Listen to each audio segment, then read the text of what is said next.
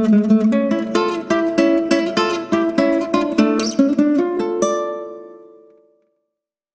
semuanya, selamat datang di Novel Time, selamat menikmati ceritanya, dan jangan lupa like, komen, dan subscribe.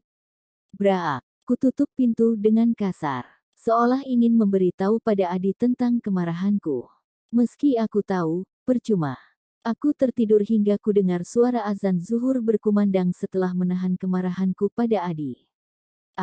Mengingat laki-laki itu membuatku frustrasi. Haruskah aku mengatakan tentang semua ini pada ayah dan bunda? Aku menggelengkan kepala, meyakinkan diri untuk tetap melanjutkan pernikahan yang kata Adi bodoh ini. Biarlah aku merana asal orang tuaku bahagia. Hidup bukan sekedar membahagiakan diri sendiri, bukan. Aku beranjak melangkah menuju kamar mandi. Membasuh muka, berkumur, menatap pantulan wajahku di cermin sebentar lalu mulai berwudu. Aku bukan wanita super religius tapi aku tahu kewajibanku sebagai muslimah. Salat membuatku merasa lebih tenang dan damai. Yang di akhir salam aku bisa mencurahkan segala bentuk masalah yang tengah kuhadapi pada Sang Pemilik hidup Allah. Selesai melipat mukena lalu meletakkannya kembali di atas nakas. Aku keluar kamar bermaksud mengambil minum. Baru saja kakiku menginjak tangga nomor pertama, sebuah pemandangan yang tak mengenakan menyapaku. Adi tengah tiduran di pangkuan melati. Sedang melati dengan lembut membelai rambutnya. Kuhembuskan napas berat, menyiapkan hati untuk melanjutkan langkah menuju dapur yang harus melewati dua sosok di ruang tengah ini. Melati melihat ke arahku begitu menyadari kehadiranku, lah tersenyum. Nye, sudah pulang, Mel. Sudah, aku beli makanan untukmu. Makanlah. Aku yang masih berdiri di samping sofa melihat sekilas ke arah meja makan yang tak jauh dari sini. Ada bungkusan plastik terdampar di sana. Makasih. Tanpa menunggu jawaban dari Melati, kulangkahkan kaki menuju lemari pendingin. Mengambil sebotol air. Meraih gelas di rak lalu menuju meja makan. Sekilas kulihat Adi dan Melati yang saat ini sudah merubah posisi. Adi sekarang duduk bersandar di sofa. Dan baru kusadari, selang infus sudah tak terpasang lagi di tangannya. Mungkin sudah dilepas tadi sewaktu aku tidur tadi. Turut senang karena Adi ternyata telah sembuh. Itu artinya aku akan kembali mendengar suara khas Melati di malam hari. Suara yang membuat bulu kudukku merinding. Kalian tahu maksudku kan? Kubuka bungkusan di hadapan. Ayam goreng kalasan, lengkap dengan lalapan dan sambal. Setelah minum, kumakan juga makanan yang dibelikan maduku ini. Aku mau teh, sayang. Kudengar Adi berbicara. Sebentar ya. Itu suara Melati, lah beranjak dari duduknya. Melangkah menuju dapur. Aku diam. Pura-pura saja tak mendengar percakapan mereka. Nyai, kamu mau teh juga? Melati menawariku. Kulihat tangannya tengah sibuk memotong lemon. Adi memang suka lemon tea. Gak, Mel. Makasih, tolakku. Hening. Melati telah selesai membuatkan pesanan Adi. Aku sendiri telah selesai makan. Setelah membuang bungkus makanan, meletakkan kembali botol minum lalu mencuci tangan dan gelas. Aku kembali melewati dua orang yang sejak tadi kudengar tertawa dengan renyah. Sini Nye. Melati memintaku bergabung dengannya dan Adi.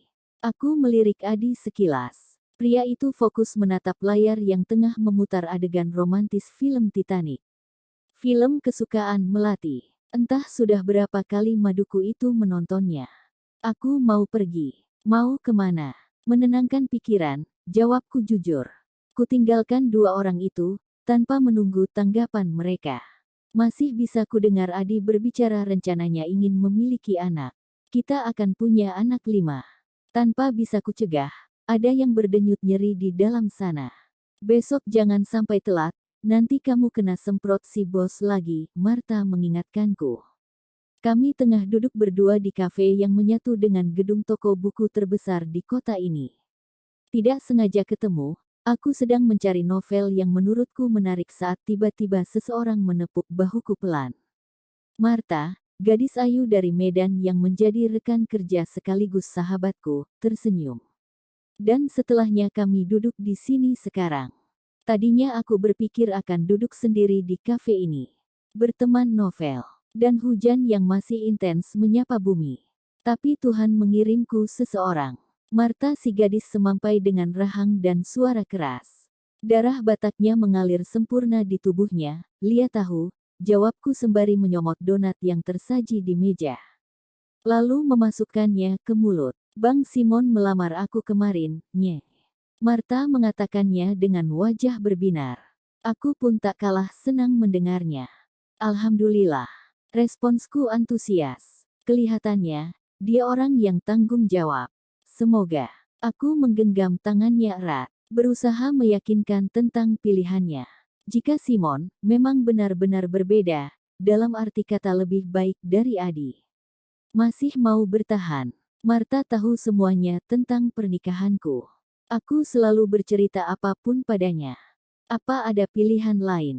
Apa aku boleh egois? Tak tujuh, ada rasa keputusasaan di ucapanku.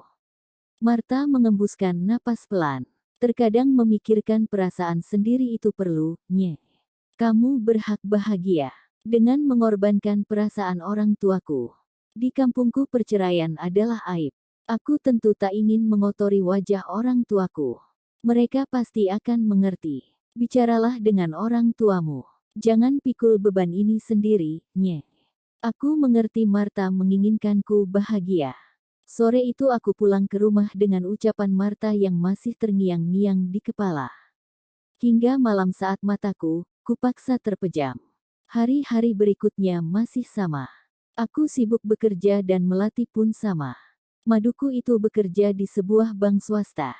Sedangkan Adi, sudah 2 hari ini, suami kami itu berada di Bandung, mengawasi cabang baru kafenya.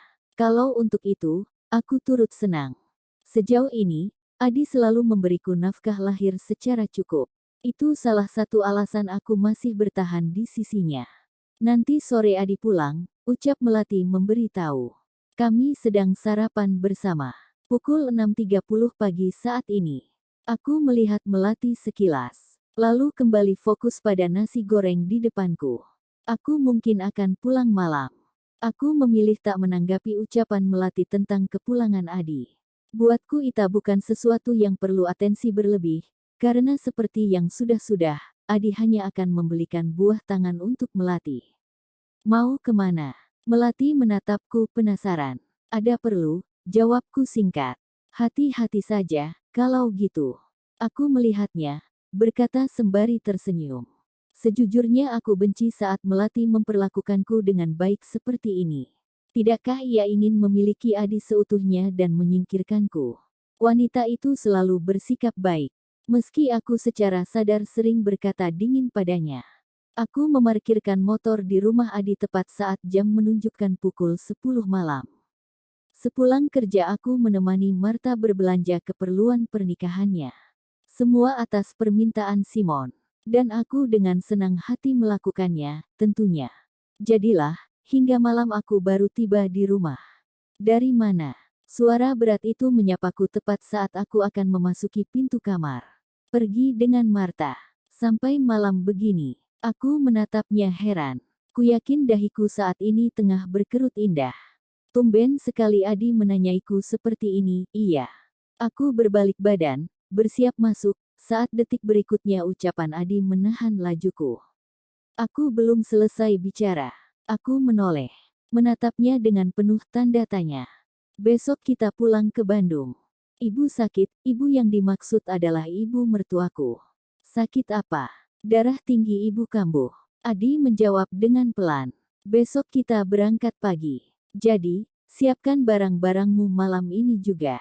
Melati juga ikut. Meski ragu akhirnya kulontarkan juga pertanyaan ini. Adi menatapku tajam. Apa perlu aku jawab? Aku hanya memastikan. Karena setahuku, istrimu itu dia.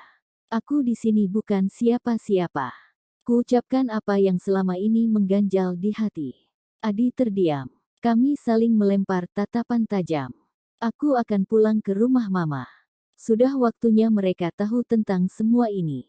Jangan bertingkah. Ibuku sedang sekarat, kamu ingin melihatnya meregang nyawa. Kilat amarah tergambar jelas di wajah Adi. Dan kamu ingin aku mati perlahan karena terus-menerus tidak dianggap istri olehmu, begitu? Adi terdiam. Perlahan tatapan tajamnya memudar. Meski masih sama dinginnya. Kenapa diam? Kamu ingin aku anggap sebagai istri. Kali ini Adi tersenyum menyeringai. Senyuman yang menurutku menyeramkan. Apa maksudmu? Adi mendorongku masuk ke kamar. Masih dengan seringainya ia mengunci memutar kunci perlahan. Kamu yang memaksaku melakukan ini. Aku berdiri mematung tak jauh dari Adi. Hingga pria itu berjalan mendekat. Menarik tubuhku cepat menempel ke tubuhnya. Otakku mendadak buntu tanpa berusaha mencegah saat Adi kemudian menempelkan bibirnya di bibirku dengan kasar. Aku mengerjap beberapa kali. Tak percaya dengan apa yang Adi perbuat. Lalu, tangan Adi yang kini meraba dadaku membuatku tersadar akan apa yang terjadi. Mendadak aku merasa takut, Adi akan mengambil haknya secara paksa. Meski selama ini aku memimpikannya, tapi jelas saat ini aku tak rela, karena ku tahu Adi sedang emosi. Aku ingin kami melakukannya atas dasar cinta. Aku mendorongnya sekuat tenaga, meski hal itu tak membuatnya menjauh dariku. Memem, aku ingin bicara di tengah ciuman kasar Adi. Tapi yang kudengar justru suaraku yang mirip dengan suara-suara melati di malam hari. Ku coba menghalangi gerakan tangannya yang semakin bergerilya dengan liar. Kancing kemejaku bagian atas sudah terlepas. Kini tangannya benar-benar menyentuh tubuhku. Tubuhku merespons, ada perasaan menolak sekaligus menerima secara bersamaan. Adi mendorongku jatuh ke ranjang. Bibir kami masih bertautan. Kurasakan tangannya kini sudah sampai ke perut. Semakin ke bawah. Mencari kancing celana bahanku. Tanganku seketika mencoba menghentikannya. Namun gagal. Adi berhasil membuka dan menurunkan hingga sebatas paha. Ku coba menghentikan aksinya dengan menarik rambutnya keras. Berhasil. Adi melepaskan ciumannya. Kami saling menatap. Kulihat gairah telah mengurungnya. Aku menggeleng pelan. Mataku telah basah. Menahan air mata yang ingin melesak keluar. Adi memejamkan mata. Lalu bangkit dari atas tubuhku dan duduk di bawah kakiku. Seketika perasaan lega menghampiriku. Aku mengikutinya duduk. Meraih selimut untuk menutupi tubuhku yang terbuka karena ulahnya. Aku tidak ingin kamu melakukannya karena emosi. Terlebih lagi tanpa cinta, kataku lirih. Adi menatapku sekilas lalu meremas rambutnya kasar. Karena jika sampai aku mengandung anakmu dan ternyata kamu belum bisa mencintaiku, itu hanya akan membuatku semakin terluka. Kamu mau aku bagaimana? Tanyakan itu ke hatimu. Seberapa penting aku di hidupmu? Terima kasih semuanya, jangan lupa untuk like, komen dan subscribe ya.